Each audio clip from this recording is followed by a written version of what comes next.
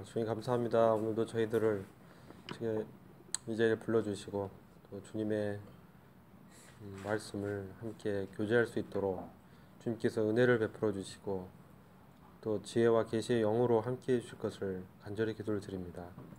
주님, 참 저희들이 이 세대에 참으로 주님의 이 다시 오심이 가까우고 있는 것을 보게 됩니다. 초초에는 기근과 지진의 이 소식이 있고 또 영적으로는 주님을 참으로 멀리하는 이러한 참 악한 일들이 이 시대 가운데 참 만연하고 있는 것을 보게 되옵나이다. 그러나 주님께서 저희들 주님의 이름으로 불러주셔서 이와 같이 주님의 참 말씀으로 함께 교제할 수 있도록 저희들과 함께 해주심을 감사를 드립니다.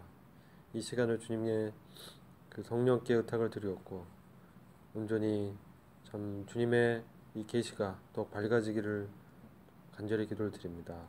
또한 이 말씀을 통해서 저희가 참 살아갈 때 힘이 되어지고 또 참 영적인 이 자원이 되어서 참 주변의 여러 사람들과 또 성도들에게 주님의 이 마음을 전달할 수 있도록 주께서 함께 해주시기를 간절히 기도를 드립니다.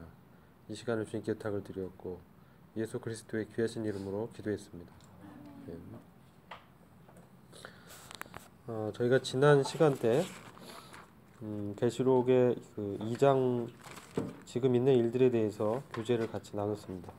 에베소 교회와 서머나 교회와 버가모 교회에 대해서 함께 나눴고요. 특별히 2장과 3장에 나오는 그 7교회에 관한 이 소서신서라고 할 수 있죠. 이 소서신서들의 특징이 제일 먼저 주님이 이 교회에 대해서 어떤 모습으로 나타나고 있는지가 중요한 메시지를 우리한테 주고 있다라고 말씀드렸습니다. 그래서 이 에베소 교회는 그 촛대 사이를 거니시는 이 제사장으로서 우리 주님을 보게 되고, 서머나 교회는 고난과 죽임을 당한 그 충성된 증인으로서 우리 주님이 나타나시고, 버가모 교회는 절대적인 권위를 지니신 의로운 심판장으로 주님이 묘사되고 있습니다. 오늘은 이제 두아디라 교회부터 이제 할 차례죠. 두아디라 교회를 하고 우리 이과에 관련된 이제 문제를 같이 나누는 시간을 갖도록 하겠습니다. 두아디라 교회에 관한 말씀이 24절부터죠. 24절부터 29절까지를 같이 한번 읽어보도록 하겠습니다. 다 찾으셨죠? 시작. 두아디라에 같이 읽죠. 24절부터 2장 24절부터 시작. 두아디라에 남아있어 이 교훈을 받지 아니하고, 죄송해요. 이게 24절부터가 아니라 18절부터입니다. 18절부터 다시 읽도록 하겠습니다. 시작. 두아디라 교회의 사자에게 편지하기를, 그 눈이 불꽃 같고 그 발이 빛난 주석과 같은 하나님의 아들이 가라사대, 내가 내게 사업과 사랑과 믿음과 섬김과 인내를 아노니 내 나중 행위가 처음 것보다 많도다. 그러나 내게 책망할 일이 있노라. 자칭 선지자라 하는 여자 이세벨을 내가 용납함이니 그가 내 종들을 가르쳐 꾀어 행음하게 하고 우상의 제물을 먹게 하는도다. 또 내가 그에게 회개할 기회를 주었을 때 그 음행을 회개하고자 아니하는도다. 볼지어다 내가 그를 침상에 던질 터이요 또 그로 더불어 간음하는 자들도 만일 그의 행위를 회개치 아니하면 큰 환난 가운데 던지고, 또 내가 사망으로 그의 자녀를 죽이리니 모든 교회가 나는 사람의 뜻과 마음을 살피는 자인 줄 알지라. 내가 너희 각 사람의 행위대로 갚아주리라. 두아디라에 남아있어 이 교훈을 받지 아니하고 소위 사단의 깊은 것을 알지 못하는 너희에게 다른 계속 읽죠. 네? 너희에게 줄 것이 없노라. 다만 너희에게 있는 것을 내가 올 때까지 굳게 잡으라. 이기는 자와 끝까지 내 일을 지키는 그에게 만국을 다스리는 권세를 주리니 그가 철장을 가지고 저희를 다스려 질그릇 깨트리는 것과 같이 하리라. 나도 내 아버지께 받은 것이 그러하니라. 내가 또 그에게 새벽별을 주리라. 귀 있는 자는 성령이 교회들에게 하시는 말씀을 들을지어다. 이게 상대적으로 버가모 교회에 대한 편지를 보면 한 6구절을 사용했는데 두아디라 교회는 12구절을 사용했죠. 2배의 말씀을 더 기록되어 있습니다. 그러니까 우리가 이 서신서 특징이 문제가 많거나 주님의 하실 말씀이 더 있으면 서신서가 길어지죠. 그래서 신약 그 성경에서 이 교회에 대한 서신서 중에 제일 긴 게 어디죠? 어느 서신서가 제일 길죠? 교회에 대한 서신서 전후서를 다 치면 고린도 전후서가 제일 많죠. 그죠? 그러면은 그만큼 고린도 교회는 문제가 많았고 주님이 바울을 통해서 하실 말씀이 많았다는 걸 보게 되죠. 두아디라 교회도 사실 보면 많은 말씀을 하고 있어요. 먼저 이 두아디라 교회에 나타난 주님의 모습을 살펴보면 18절 한번 보죠. 어떤 모습으로 나타나고 있죠? 두아디라 교회에 나타난 주님의 모습. 어디가 불꽃 같아요? 눈이. 눈이 불꽃 같은 눈을 갖고 있고 발은 빛난 주석과 같은 하나님의 아들이 가라사대. 그렇죠? 이런 모습. 이 모습을 봤을 때 이 어떤 생각을 할 수가 있죠? 주님의 모습이 눈과 이제 발을 묘사하면서 또 하나님의 아들이라고 또 이렇게 말씀하고 있는데 요한계시록 1장을 잠깐 보면요. 1장 13절부터 쭉 보시면은 14절에 눈은 불꽃 같더라. 그리고 15절에 발은 그렇죠? 용광로에 달군 듯한 빛나는 녹과 같고. 그러니까 이 모습을 봤을 때 이 주님이 하나님의 아들로서 여기 1장 13절에 인자 같은 이라고 말씀하고 있는데 이것은 신성이 결합된 사람의 모습이다 이렇게 말씀드렸죠.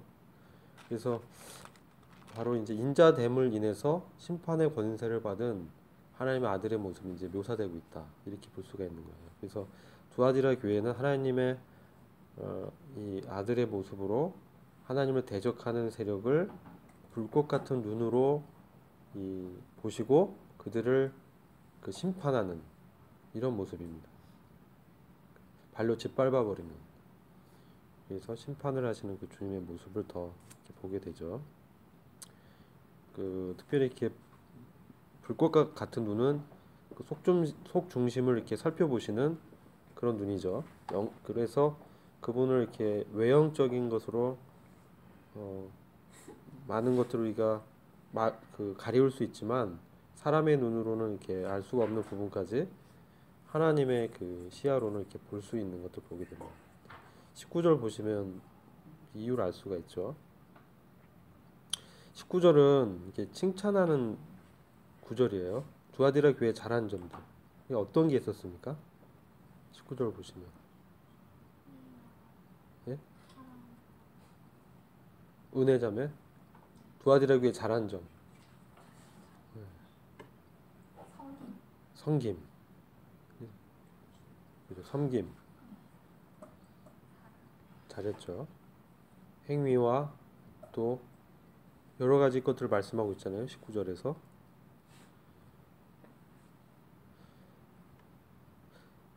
이 개혁 성경은 사업이라고 또 얘기하고 있어요. 그죠? 사업. 내 사업과 이렇게 얘기하고 있고 또 사랑, 믿음, 섬김, 인내. 그래서 처음보다 나중에 이런 행위가 더 많았다 이렇게 얘기하고 있습니다. 이걸 봤을 때 우리가 이 교회사를 살펴보면 경륜적으로 이것은 어느 교회를 얘기하고 있는지를 한번 나중에 한번 얘기할 수 있을 것 같아요. 그러니까 그 행위적인 측면은 굉장히 더 나아졌다라는 거죠. 근데 이제 문제가 있었어요. 20절에 이제부터 나오는데 어떤 문제가 있었냐? 이걸 살펴봐야 됩니다. 두어 가지 책망할 것이 있습니다. 주님께서 이 일곱 교회들에도 항상 같은 패턴인데 칭찬을 말씀하시고 책망을 하셔요. 인격적이라고 하셨죠. 먼저 이거는 잘했는데 이거는 내 문제가 있다 라고 말씀하는 부분이 20절이죠. 제가 먼저 20절에 어떤 잘못을 했을까요? 어떤 이렇게 부족하고 문제점이 있는지 얘기해 보세요. 이세벨이라는 선지자가 나와 있는데 받아들였죠, 교회에서. 용납했다. 네. 그렇죠? 번째는 그 영적으로 우상 숭배하는 것도 들었어요. 네. 그렇죠? 그리고 또 있죠. 21절에 회개하지 않았어요. 네. 기회를 줬다는 거예요. 회개할 기회를 주었는데 회개치 아니한 심각하죠. 자칭 여선지자 이세벨을 용납했다 이런 부분입니다. 근데 이 자칭 여선지자라는 거 자기 스스로 선지자라고 얘기를 한 어떤 여인이 있었다는 거죠. 이세벨이라고 얘기해요. 이세벨은 우리가 잘 알고 있습니다. 이 누구죠? 이세벨. 누구의 와이프죠? 아합 왕의 와이프 이세벨. 이세벨의 특징이 있죠. 질투. 그리고 이세벨은 이스라엘 여인이 아니죠. 예, 이방 여인이었죠. 그 아버지가 그 제사장 일을 했어요. 이방 신을 섬기는. 어떤 신을 섬겼습니까? 바알신. 바알신 숭배자의 숭배를 하는 그 제사의 일을 하는 제사장의 딸이에요. 그 당시는 이제 이 제사장이 거의 그 부족을 이끄는 지도자이기 때문에 그 딸을 어떤 정치적인 목적에서 야합을 한 것이죠. 이방 여인을 취하고 그 이방 신을 지금 이스라엘에게 이제 영적 음행을 하도록 이렇게 하게 만든 것이죠. 그래서 보면 첫 번째로 이제 이세벨이라는 여선지자를 받아들인 거, 이게 이제 잘못한 거, 분별력이 없다는 거죠. 분별력이 떨어졌다. 그래서 그들의 그 분별하는 눈, 이 문제가 있다는 거죠. 분별력. 그래서 주님의 모습이 불꽃 같은 눈으로 나타나고 있습니다.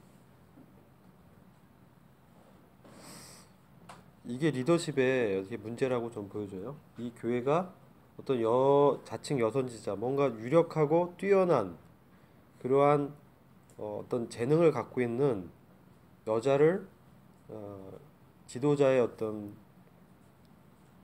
그러한 반열로 이렇게 인정한 거예요. 그리고 봤더니 또 가르치게 하고, 근데 문제는 영적 음행을 하게 했죠. 이방신을 우상에게 바친 제물을 먹게 했다. 이방 어떤 예식을 이렇게 들여왔다는 거예요. 그리고 그것을 따르게 만들었다는 겁니다. 자, 더 보죠. 그리고 21절 보면은 주님께서 그녀에게, 이 여선지자에게 이거 잘못됨을 어떤 환경이나 사람을 통해서 지적하고 기회를 줬어요. 근데 회개치 아니했어요. 그래서 더 문제는 심각하게 되고 교회 안에 깊게 이 문제가 침투하고 그것이 이제 교회 안에서 문제가 이제 심각하게 된 거죠. 22절 보면 그래서 주님께서 그를 대한 심판의 내용을 말씀하고 있습니다. 22절을 보시면 한성 형제님 22절에 어떤 심판을 행하겠다고 말씀하고 있나요? 신성의 네. 던질 것이다. 그리고 또 이제 23절 보면 자녀들을 사망으로 죽이리라. 이렇게 아주 그냥 무시무시한 말씀하시죠. 심판하는 모습을 이렇게 보여주고 있습니다.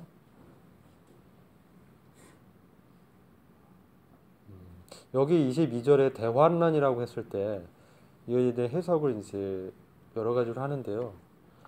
실질적으로 이 두아디라 교회와 같은 교회가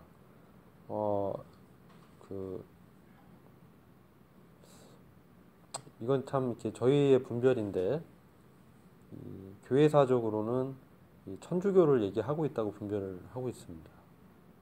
그래서 지금 천주교가 현존하죠. 현존하는 교회입니다. 두아디라 교회. 천주교로 경륜적으로 이 교회가 천주교였던 것을 나타내고 있다고 보고 그 교회의 문제로 지적한 것이 지금 이 우상 숭배를 받아들인 거. 그러면 천주교회가 우상 숭배를 이제 받아들였다. 이랬을 때는 이제 여선진자라고 하고 지금 얘기하고 있죠. 이 누굴 얘기할까요? 천주교라고 이렇게 비춰보면 마리아 숭배 사상이죠. 마리아가 거의 여신의 계열에 있어요. 마리아에게 예배를 드려요. 이 천주교는 마리아를 통해서 하나님과 이렇게 하나님께 나가고 마리아에게 기도하고 마리아님이시여 뭐 이렇게. 그래서 굉장히 심각한 이 우상 숭배 행위로 저희는 보고 있습니다.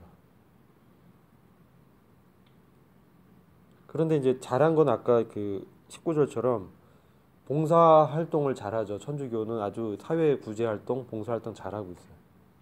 그렇지만 영적으로 봤을 때는 교리적인 문제가 심각한 거죠. 가르침, 그리고 그것을 통해서 사람들로 하여금 우상을 숭배하도록 행음하게 했다 이렇게 표현하고 있습니다.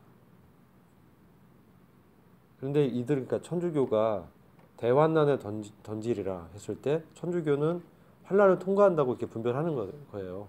천주교 자체가 나중에 우리가 읽게 되는 그 빌라델피아 교회는 환난을 면하리라 이렇게 했거든요. 근데 천주교는 대환난 가운데 던지리라. 그래서 환난 가운데 던져지는 교회가 이제 천주교죠. 이렇게 이제 보는 해석이 있고요. 실질적으로 두아디라 지역에 있었던 이 교회가 주님께서 엄청난 어려움과 이 핍박 가운데 이제 던졌다 이렇게 이제 보는 해석도 있습니다.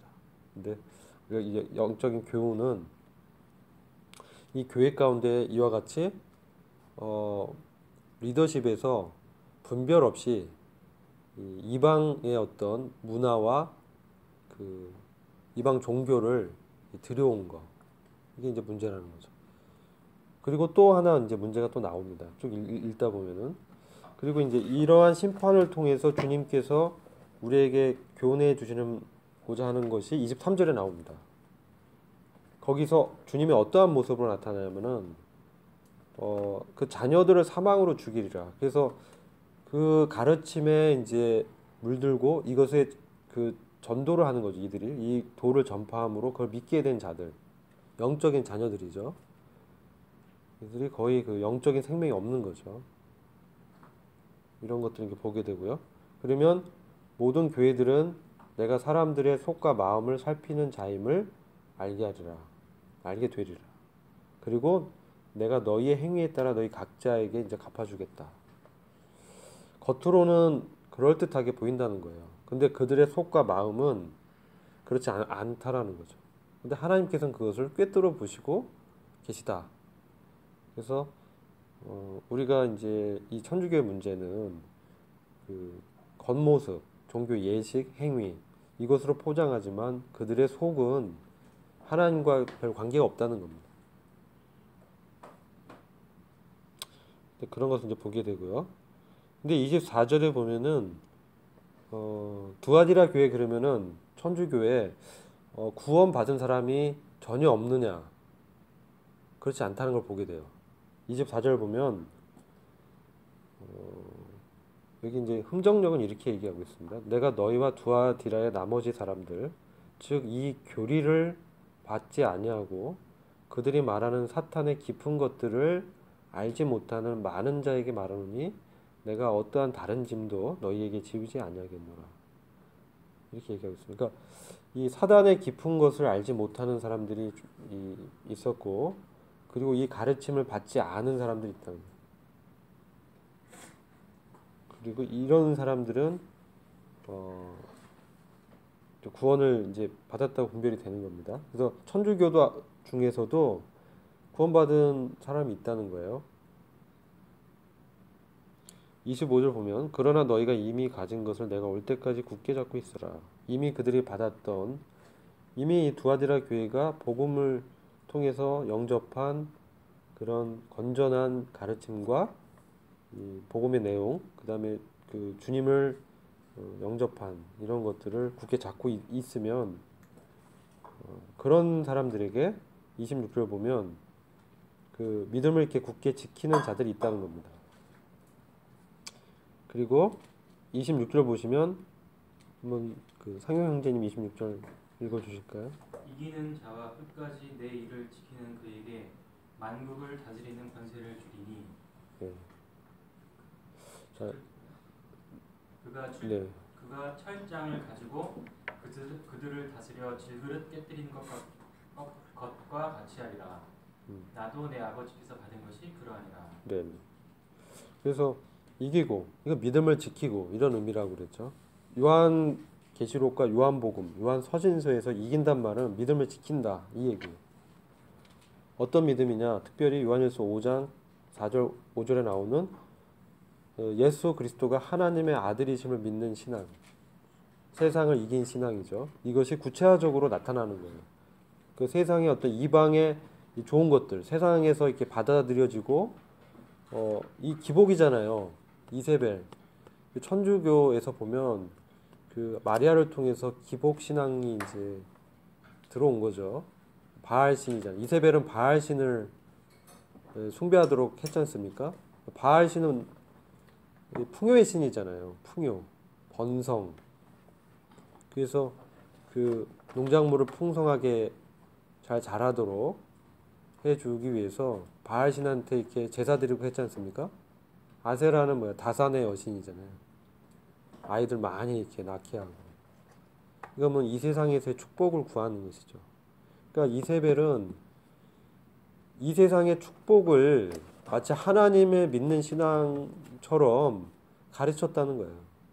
그래서 그것이 이제 문제가 이제 심각하다. 근데 그 안에서도 어떤 하나님 말고 중간에 이런 마리아라는 천주교회를 비춰보면 이런 그 우상을 섬기도록 제도화한 거죠. 근데 그것에 물들지 않았다는 거죠. 즉 사단의 깊은 것들을 알지 못하는 이 교리를 가르침 받지 않는 사람들은 있었고, 그런 사람들에게는 주님께서 이 믿음을 끝까지 지킨다면은 민족을 다스리는 권세를 줄 것이다. 이렇게 가르치고 있는 거죠. 그리고 27절을 보시면 그가 철장 권세, 철장으로 그들을 다스리니 그들이 질그릇같이 산산조각으로 부서지리라. 나도 내 아버지께로부터 받은 것이 그러하니라. 이거는 시편 2편 8절 말씀을 우리가 인용했다고 좀 생각이 되어집니다. 시편 2편 8절 한번 볼까요?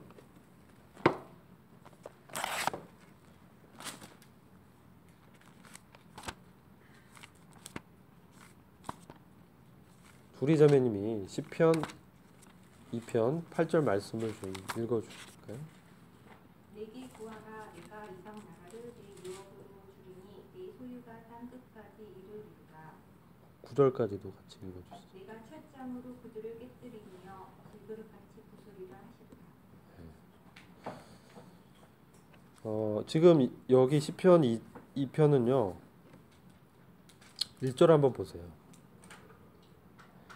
거기 1절 보시면은 이 상황이 어떤 상황인지 우리가 알 수 있죠. 어찌하여 이방이 분노하며 백성들이 헛된 일을 꾀하는가. 2절 보면 땅의 왕들이 나서고 치리자들이 서로 의논하여 주와 그의 기름 부음 받은 이를 대적하여 말하기를 우리가 그들의 결박을 끊고 그들의 멍에를 벗어버리자 하는도다. 하늘들에 앉으신 분이 웃으실 것이요 주께서 그들을 조롱하시리로다.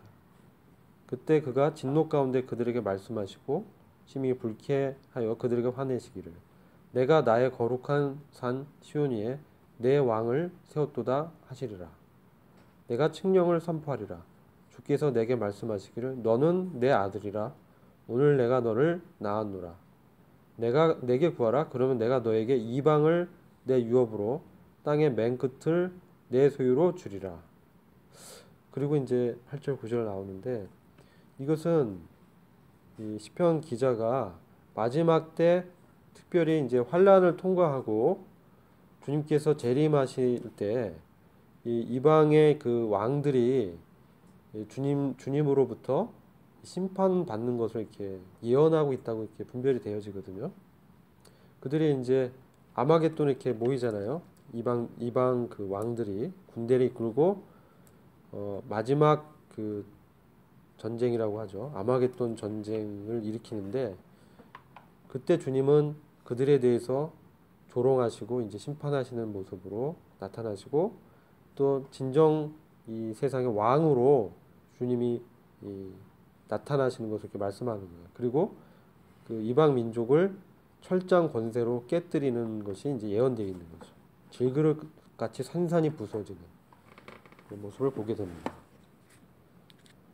그리고 이게 이 심판을 통해서 멸방이 주님의 유업으로 주어지는 거죠. 땅의 맨 끝을 내 소유로 주리라. 이것을 통해서 봤을 때 우리가 복음을 증거해서 이 복음화할 수 있는데 이 세상을 이제 주님의 통치 가운데 이렇게 두는 것은 주님의 심판 가운데 완성되어진다는 거예요. 이거 세상의 이제 구속인데 이게 성경의 구약 성경을 보면은 이게 이제 메시아의 모습으로 나타나는 거죠. 이스라엘의 그 장차 올 메시아, 재림할 주님의 모습을 이스라엘 민족은 초림 때 기대했던 거죠. 근데 예수님은 이제 그러한 것이 아니라 영적인 구원의 복음을 먼저 증거하셨잖아요. 회개하라. 천국에 갖고 왔도다. 이렇게 하시고 산상수훈 가르치시고 원수를 사랑하라. 오른밤을 치면 왼밤을 내어줘라. 그러니까 그들은 그들이 기다렸던 메시아가 아니다라고 하고 예수님은 이제 십자가의 죽음에 이렇게 넘기게 됩니다. 근데 이게 다 하나님의 구원의 경륜 가운데 있다는 거예요. 이것을 통해서 복음이 결국은 그 유대인으로부터 이방 민족에게 이제 증거가 되죠. 사도 바울을 통해서 이방인의 사도로 세워지면서 이 교회가 탄생하게 되죠. 이게 이제 구원의 경륜 가운데 있습니다. 그러면서 특별히 이렇게 환란 기간 동안에 이스라엘의 회복과 그 다음에 이방 민족의 심판 그리고 그 이스라엘의 회복뿐만 아니라 이방 민족의 구원도 증거되고 있습니다. 이것을 한번 같이 이제 저희가 봐야 되고요. 이게 시편 2장 2편을 통해서 볼 수 있고 그리고 이 말씀이 다니엘서 말씀과도 연결이 되어 있습니다. 다니엘서 2장을 보시면요. 잠깐 보시면 2장 40절 말씀이 연결되는 말씀입니다. 거기 이제 우리가 지난 시간 때 다니엘서를 같이 교제하면서 넷째 왕국 로마 제국에 대해서 철같이 강한 왕국 근데 이 철이 모든 것을 산산조각 내면서 정복하게 되는데 그 밑에 보시면 네 번째 제국인 2장 40절부터 43절까지 기록되어 있고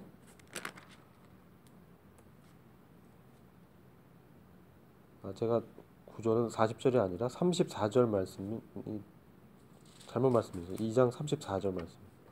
거기 보면은 이 제국을 상징하는 이 신상이 손으로 다듬지 아니한 돌에 의해서 산산이 부서지는 게 이렇게 예언돼 있습니다. 35절 보면 또 철과 진흙, 놋, 은, 금.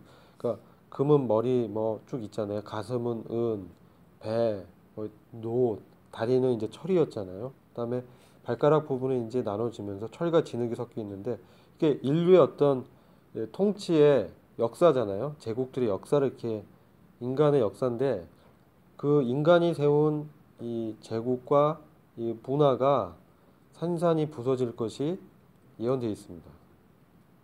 근데 그것이 손으로 다듬지 아니한 돌이 인간이 세운 이 바벨론 문명이죠. 문화, 바벨론 종교 이런 것들을 산산조각 내는 것이 이제 예언되어 있고 그 형상을 친 돌은 35절 보시면 태산을 이루어 온 세상을 가득 채우나이다. 자, 이 말씀의 분별을 일반적인 기독교계에서는 이제 복음을 땅 끝까지 전해서 복음화시켜서 이 복음의 능력으로 세상이 이제 정복되는 것으로 해석을 합니다. 그래서 우리 그렇게 해석하는데 우리 모임의 전통적인 세대적인 이 해석은 이것은 주님께서 재림하셔서 이들을 실질적으로 심판하고 그들을 이제 환란 기간 동안에 이와 같이 다루시는 것으로 분별하고 있어요. 그러니까 예언의 해석을 좀 달리하는 거죠. 그런데 실제 지금 문화나 문명이나 실제 역사의 흐름은 이게 그 신본주의가 아니라 휴머니즘, 인본주의, 다원주의 문화로 흐르고 있습니다. 오히려 신을 다원화시켜서 범신주의. 그래서 신이라든지, 그러니까 절대적인 어떤 유일한 신은 없고, 모든 것이 신이 될 수 있고, 모든 것이 진리가 될 수 있고, 너도 옳고, 나도 옳고, 이 종교도 맞고, 그러니까 종교 통합적으로 가는 거죠. 이건 바벨론 음녀가 자기 어떤 바벨론 그 종교를 통해서 바벨론 제국을 이제 건설하는 마지막에 있을 세계 이제 제국을 예언되어 있다고 저희가 분별하고 문자 그대로 그것을 받고 있습니다. 그것을 그 해석을 이제 취하고 있는데 그 해석의 토대에서 봤을 때는 이것은 주님의 심판에 의해서 이방의 모든 나라들이 주님의 실질적인 그 통치 안에 들어오는 때가 찬 경륜을 예언하고 있다고 보는 것이죠. 그래서 이것이 에베소서의 1장에 나오는 때가 찬 경륜을 얘기하고 있다라고 저희는 이제 분별하고 있는 것입니다.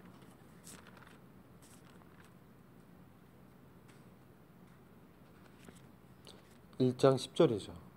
에베소서 1장 10절에 보죠. 이게 교회에 관한 서신에서 때가 찬 경륜을 얘기하고 있다는 것은 의미심장하죠. 왜냐하면 때가 찬 경륜에 어떤 일이 있냐면 하늘에 있는 것들이나 땅에 있는 것들이나 이 만물이 그리스도 안에서 통일되게 하는 것입니다. 때가 찬 경륜은. 이것은 어떤 시기가 왔을 때 하늘의 영적인 존재들, 사탄을 포함한 영적인 악한 세력들, 모든 세력들과 땅에 있는 인간들의 문명, 인간들의 세운 나라, 만물이 그리스도 안에서 하나로 통일된다. 이것은 주님 앞에 무릎을 꿇게 된다는 거예요. 주님 앞에 복종하게 된다는 거예요. 모든 그리스도를 대적하는 모든 것을 사로잡아서 주님께 복종시키는 일이 일어나는데 이것을 이제 주님께서 하실 것이고 여기에 이 경륜에는 왜 교회의 진리를 증거하고 있는 에베소서에서 말씀하고 있느냐? 이것이 예정되어 있고 11절 보시면 에베소 1장 10절 11절 보시면 이것이 모든 것을 그 자신의 의도한 대로 행하신 이의 목적을 따라 우리가 예정되어 그분 안에서 유업을 받았으니 이렇게 말씀하고 있습니다. 그러니까 이 다스림의 통치에 참여할 때 교회가 이 유업을 받을 것이라고 저희가 믿는 것이죠.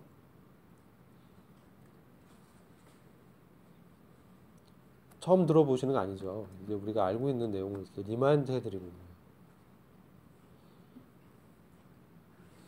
그래서 우리가 복음을 증거하고 복음을 이렇게 증거해야 되는데 복음을 통해서 세계를 화평시킬 수는 없다는 거예요.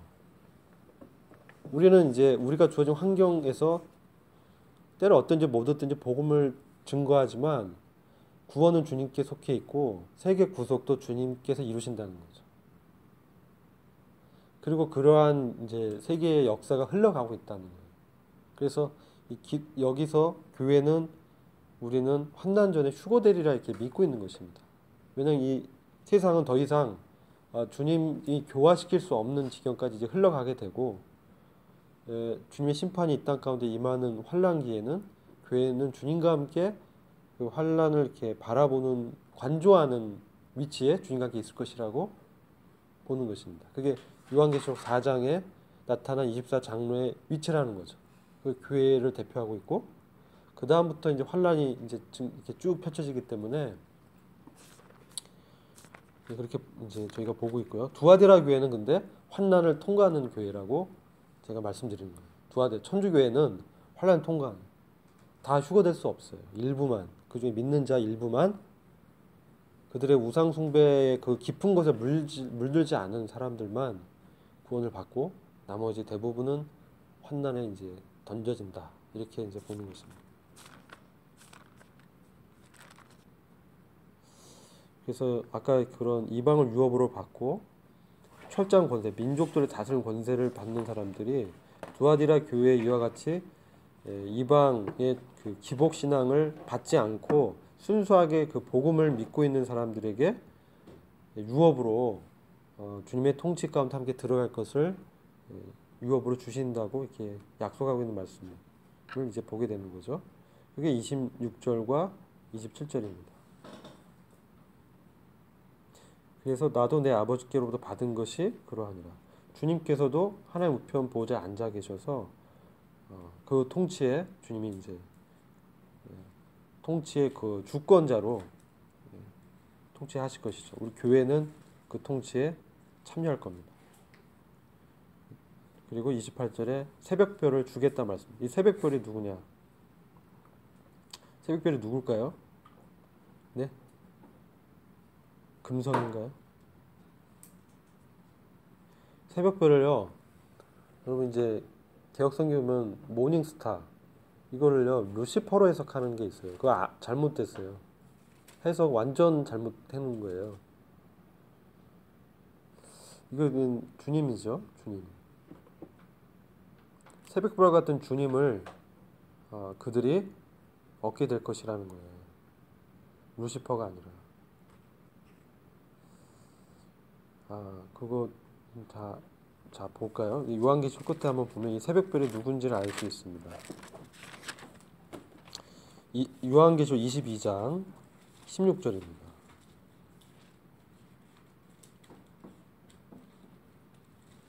거기에 주님께서 직접 말씀하는 부분이 기록되어 있어요. 그걸 한성 형제가 한번 읽어보죠. 예수는 교회들이 면에 내 사자를 보내어 이것들 너에게 증언하며 보라. 나는 다윗의 뿌리와 자손이 분명한 새벽별이라 하시다. 여기 빛나는 새벽별 모닝스타 이거 예수님을 얘기하는 거예요. 근데 그거를 사탄교가 그러죠. 루시퍼라고 오역을 하고 있습니다. 자, 다시 돌아와서 두아디라 교회에 관한 말씀을 이제 마치고 귀 있는 자 성령께서 귀들에게 말씀하여 들을지어다. 귀 있는 자, 우리가 귀 있는 자죠. 귀 없는 사람 없죠. 그래서 우리가 성령이 교회들에게 이러한 말씀을 이제 받는 것입니다. 그래서 우리가 네 교회, 에베소 교회, 서머나, 버가모, 두아디라 여기까지 하고 문제를 이제 같이 교재 17페이지 문제를 같이 풀겠습니다.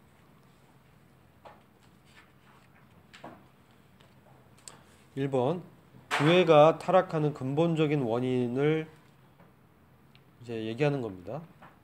그리고 개인적으로도 주님으로부터 멀어진 경우에 어떻게 회복했는지 경험을 이제 나눠보는 거죠.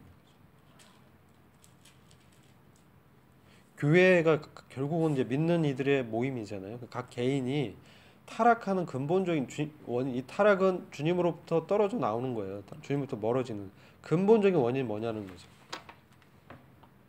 이건 지금 에베소 교회를 얘기하는 겁니다. 근데 그게 가장 먼저 얘기하고 있어요. 그러니까 교회가 주님으로부터 멀어지는 것은 가장 근본적인 이유는 뭘까요? 첫사랑을 버리는 거예요. 맞아. 첫사랑을 주님의 사랑을 기억하지 않을 때, 에베소 교회가 훌륭했지만 첫사랑을 버렸을 때는 그가 회개치 않으면 촛대가 옮겨지는 겁니다. 심각한 거죠. 이게 이제 교회를 얘기하는 사실 개인에게도 마찬가지라는 거예요. 내가 주님으로부터 얻은 첫사랑 우리가 이제 결혼하시거나 연애 경험 있는 분들은 첫사랑이 얼마나 뜨겁고 강렬했는지 이것을 이제 기억하게 됩니다. 잠이 안 오죠. 페인트 칠하다가 정말 많이 했어요. 저희 집 집수리하고 네. 갑자기 왜 또 첫사랑과 집수리와 자매는 집에 있다고요. 아 자매님은 지금 자매님 생각을 이제 난다는 거죠. 그렇죠? 지금 이 상황에도 자매님의 생각을 하게 되는 거예요. 네? 첫사랑 걱정이 되는 것이죠. 그 사람 생각하는 거죠. 근데요 이게 참 중요합니다. 우리가 주님을 이제 생각지 않으면 주님 묵상하고 그분의 사랑을 어떻게 받았을까? 나 같은 죄인을 받아주신 주님의 사랑. 이거 이제 생각하게 되죠. 개인적으로 주님이 멀어진 경우도 대개 이 사랑에 대해서 의심하거나 여기에서 진짜 멀어졌을 때 이게 참 주님으로부터 멀어지게 되는 거죠. 마음이 딱딱해지고 점점 침체하게 되고 잊어버리게 되죠. 그렇게 되면 이제 결국은 교회를 안 나오게 됩니다. 나중에는. 어떻게 될까요? 이런 경우 어떻게 회복했는가? 이런 사람들을 어떻게 우리 이제 여기 다 우리가 관심을 갖고 있는 영혼들이 있어요. 근데 이게 믿었다고 고백했어. 근데 주님부터 멀어져 있어요. 가장 근본적인 원인이 뭐냐는 거죠. 이걸 통해 봤을 때 첫사랑에 대한 것이 지금 흐려졌다는 거예요. 그러면 이제 이 사람들을 어떻게 이걸 회복할 수 있는가? 어떻게 접근해야 되느냐는 거죠. 이걸 우리가 교훈을 얻을 수 있는 거예요. 실질적으로. 그때 우리가 그들에게 주님의 첫사랑을 기억나게 해주는 거죠. 어떻게? 찾아가는 거죠. 주님의 첫사랑의 기억을 우리가 생생하게 기억하면서 근데 어떨까요? 나도 그런 적이 있었다는 거지. 나도 주님과 어려울 때 있었는데 나 같은 사람을 받아준 주님의 사랑을 이렇게 증거하고 너무나 주님의 사랑이 강렬하다. 이런 것들을 이 경험을 이렇게 나눠줬을 때 이 사랑을 나눠줬을 때 그가 이제 회복을 더디더라도 회복이 된다는 거죠. 이게 중요한 겁니다. 기본적인 거고 항상 문제가 이제 생기는 게 여기서 이제 생기게 됩니다. 동의하실 거예요. 2번 계시록 여기 관계 구절이 2장 4절 히브리서 6장 9절 한번 살펴보세요. 2번 계시록 2장 6절에 니골라당의 행위는 무엇인가? 이거 지난 시간에 얘기했죠. 분리, 계급의식, 성직제. 이게 니골라당의 행위입니다. 이런 사람들의 상태가 어떻게 상태나죠? 분리, 내가 뭔가 너보다는 나라는 생각이에요. 쉽게 얘기하면 나는 너보다는 나. 니골라당. 나는 너와는 좀 탁월한 어떤 하나님의 선택을 받은 그거야. 그래서 자, 근데 사실 하나님 입장에서는 비슷하겠죠. 똑같은 자녀죠. 이걸 어떻게 극복했느냐는 거죠. 이게 개인의 삶에도 이게 들어옵니다. 그래서 이제 저희 모임 초기에 막 우리 교파교회 굉장히 무시했어요. 교회도 아니다. 되게 무시했어요. 교파교회. 근데 지금 어때요? 교파교회 흉내를 내려고 하죠. 따라하려고 하고 뭐 이러고 있습니다. 근데 우리가 절대 배우면 안 되는 게 있어. 이 니골라당의 행위는 경계해야 된다. 좋은 점은 있는데 성직제를 우리가 받아들이면 안 된다. 계급주의. 그것은 구약의 제사 제도예요. 그 신약의 교회에 적용할 수 없죠. 신약은 만인 사제거든. 만인 제사장. 모두가 주님께 나가서 할 수 있지. 이렇게 되는 거죠. 이게 이거에 빠지면 어떤 행위가 나타나면 제 경험은 판단하게 돼요. 판단이 일어나요. 왜? 나는 안 그렇다는 거지. 판단하게 돼. 이게 문제입니다. 니골라 당의 행위에 빠지면, 가르침에 빠지면 그렇지 못한 자들을 판단하게 되면서 분리가 일어나죠.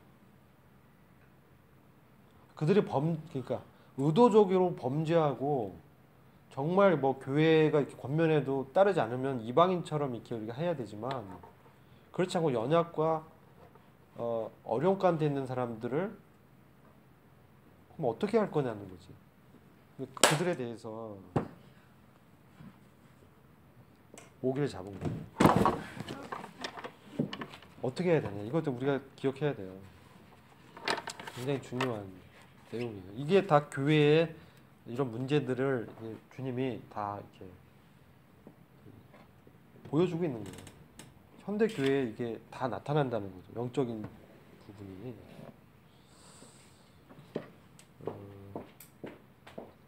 보게 되고요. 이게 성직제도라는 게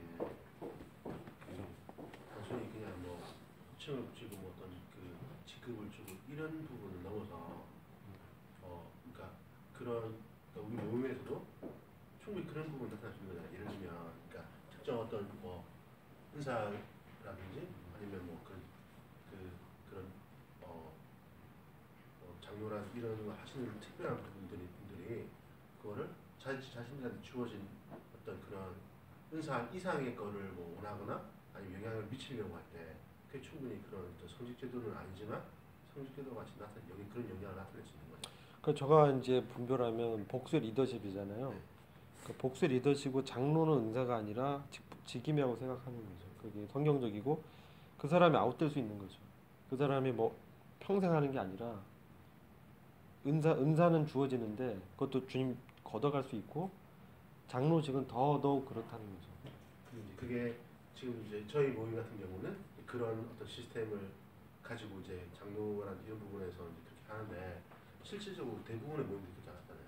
그러니까 장로 형제님들이 딱 정해주셔가지고 그분들이 계속 그 유지하시고 그 영향권을 계속 가지고 계시잖아요. 그런 부분도 어떻게 보면 니골라당 행위로 볼 수 있냐? 그렇죠. 근데 그거는 이제 가르침은 장로직의 문제가 아니라 장로 일을 행하는 사람의 인격의 문제라고 보여지는 거죠. 그 사람이 이거 행하면서 나는 저들과 달라. 나는 뭔가 특별해. 나는 뭐 어떤 위인 권세가 있어. 이렇게 되면 위험해지는 거죠.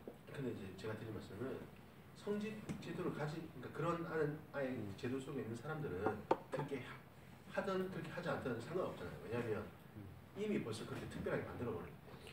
그렇죠.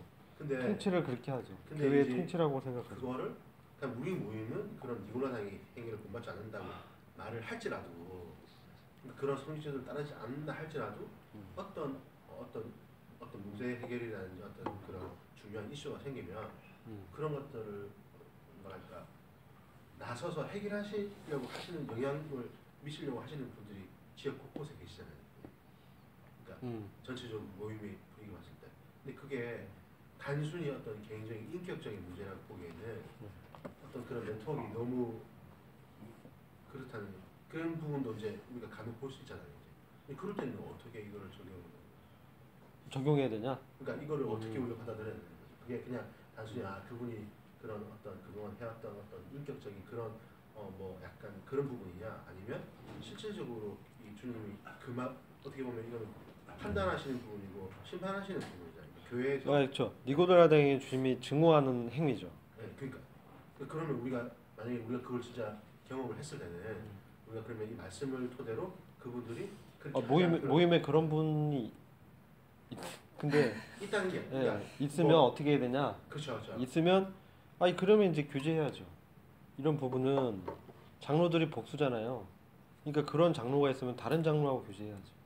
이 형제님의 이거 봤을 때 성경적이지 않다. 어떻게 했으면 좋겠냐. 그러면 장로가 이게 교제하겠죠. 이건 보면 어떤 형제가 얘기하는데 어땠으면 좋겠냐. 이렇게 해서 복수 리더십이 그래서 중요한 거죠. 근데 만약 1인이다 그런 건 문제 심각하죠. 성직제는 거의 대부분이 1인 목사 체제로 가요. 그러니까 이게 좀 위험하죠. 근데 그래서 우리 신약 교회는 항상 복수로 얘기하고 있는 게 이 사람이 문제가 생겼을 때 누가 그럼 이것을 보완하냐는 거죠. 교회 안에서 다른 장로가 이제 하는 거죠. 근데 이 사람이 잘못한 거는 장로가 잘못한 거는 두세 사람이 혼자 하면 안 되고 두세 사람이 이제 인정이 돼야 됩니다. 그래서 그런 부분을 이 사람이 문제가 있다 그러면 두세 명이 이 부분을 얘기하고 어떻게 했으면 좋겠냐. 그러면 기도해야 되겠죠. 이런 부분에 문제가 있다. 그러면 이제 교제하고 안 고쳐진다. 그럼 두 장로가 이제 권면을 하겠죠. 이런 부분은 문제가 있습니다. 근데 우리 모임은 이게 받아들여져야 돼요. 이게 왜냐면 주님 안에서는 그건 직임이지 그게 무슨 권세는 아니거든요. 이게 직임이란 건 일을 한다는 것이지 일을 하기 위해서 직분으로 준 것이지 일을 초월해서 이게 내가 이 권세가 있다라고 해서 눌러버리면 이건 주님이 이렇게 몸된 교회에 그런 리더십은 주님을 다스리거나 군림하지 말라고 그랬거든요. 베드로전서 5장에 장로들이 그 딱 얘기해요. 너희는 형제 중에 있는 자로 다스리거나 군림하면 안 된다. 그게 아마 이제 선생님이 얘기하신 이제 그것이 계속 고착화돼가지고 우리가 어떻게 되느냐? 예, 그러니까 그런 경우에는 아마 이제 주님이 이제 역사하시게 되는 것 같아요. 그래서 정말 아주 그대로 계속 가면은 이제 문제가 심각해집니다. 촛대를 옮기시거나 촛대를 옮기고 교회가 성장이 없고 교회에 문제 생기는 거죠. 교회에 이제 역사가 없어지는 거죠. 교회에 이제 구원받은 사람이 없어지고 교회가 이제 힘을 잃게 되고 그렇게 되는 거죠. 그리고 성도를 떠나게 되죠. 다 떠납니다. 교회 쪼개지고. 그 이제 슬프지만 현실 속에서 그런 상황들이 일어나죠.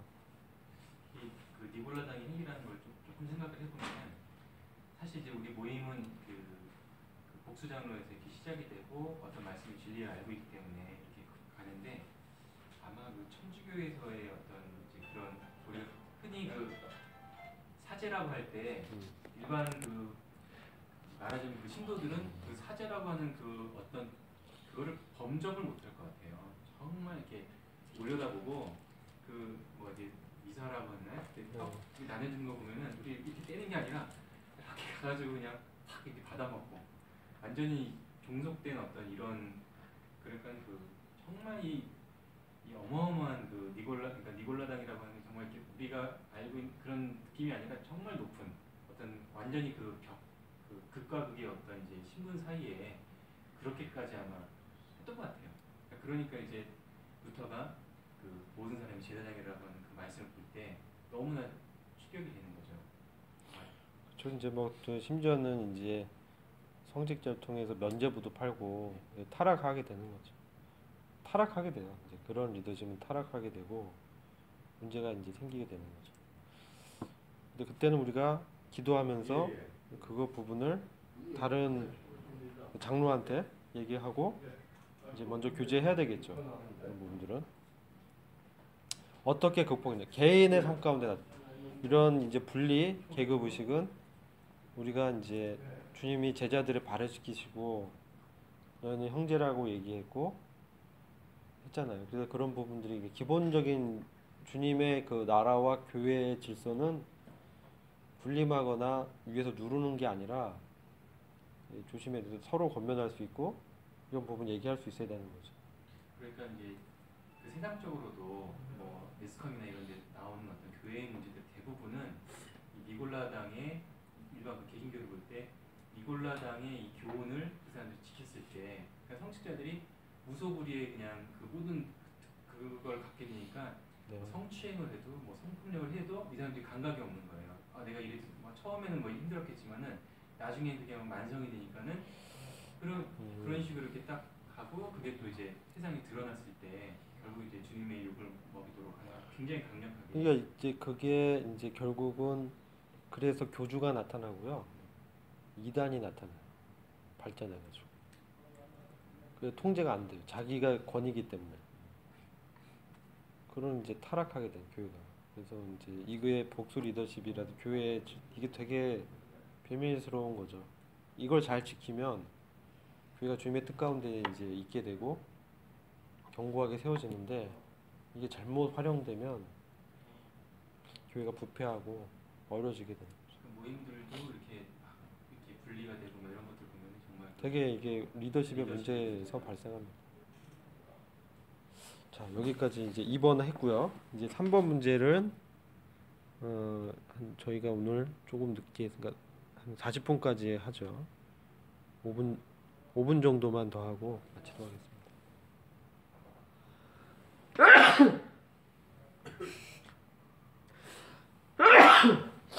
3번 문제. 서머나 교회에게 특별히 열흘 동안 환난을 받게 될 것을 예언하셨는데 이를 통해 우리는 주님의 어떠하심을 보게 되는가?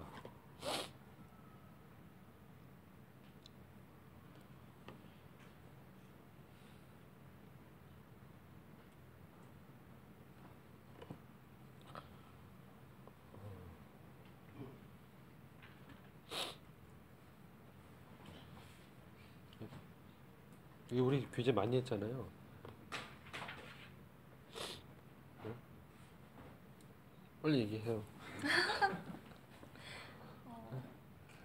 2장 10절을 보면 첫째로 주님께서 두려워하지 말라라고 말씀하시잖아요. 그걸 보면서 힘을 주시는 주님으로 봤고요. 그 다음에 친절히 이제 딱 열흘이라고 기한을 딱 말씀을 해주셨잖아요.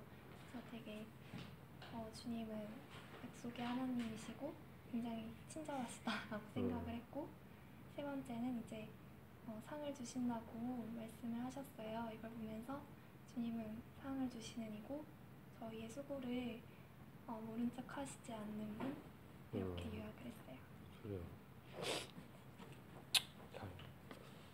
뭐 시험에 진다고 할 때 왜 지냐면은 이미 포기를 해버리는 거예요. 아, 이 시험 나는 할 수가 없어. 그때는 벌써 오기도 전에 벌써 져버리는 것 같아요. 주님의 이 말씀은 우리를 감당할 수 없는 그런 시험이 절대가 없다는 거. 주님이 다 알고 허락을 하신 거기 때문에 때로는 정말 우리가 기도도 안 나올 때도 있는데 그럴 거, 그러니까 그 주님께서 지켜주지 못할 건 없다는 거. 그럼 좀 전능하신 거. 네. 감사하죠.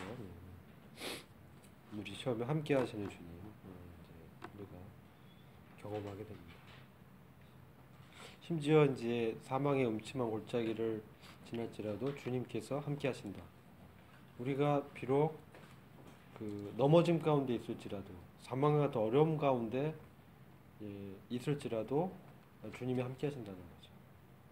그래서 우리가 거기서 일어나고 시험에서 승리하실 것을 이제 주님이 할 수 있도록 해주시는 것들을 이제 경험하게 됩니다. 그 다음에 이제 4, 5, 6, 7인데 여기는 시간 관계상 저희가 오늘은 여기까지 하고요. 4번부터는 다음은 이제 24일은 이제 휴강을 하고요. 다음 주는 저희가 이제 쉽니다. 다음 주는 제가 목포에 모임에 거기 가요. 그래서 쉬고 그 다음 10월 초에 저희가 나머지 10월 1일인가요? 10월 1일 모여서 하고 3장을 문제 풀고 3장을 나갑니다. 3장이 이제 사대교회, 빌라델피아 교회, 라우디가 교회에서 그래서 이제 문제를 다 풀어오시고 묵상하시고 이것을 나한테 이제 적용했을 때 나는 어떻게 주님을 할 수 있고 이것을 통해서 어떻게 우리가 소망을 묻는 자들에게 소망이 필요한 자들이죠. 그런 사람들에게 교제할 수 있을까? 응용하는 부분이죠. 같이 한번 교제해봤으면 좋겠어요. 오늘 혹시 이렇게 나누어진 부분 중에 질문사항 있으시면 적어놨다가 저한테 뭐 카톡으로 보내셔도 되고 다음 시간 때 말씀해주면 같이 이렇게 나누도록 하겠습니다. 네, 여기까지 하고 우리 형제님들 중에서 기도해 주시고 마치도록 하겠습니다.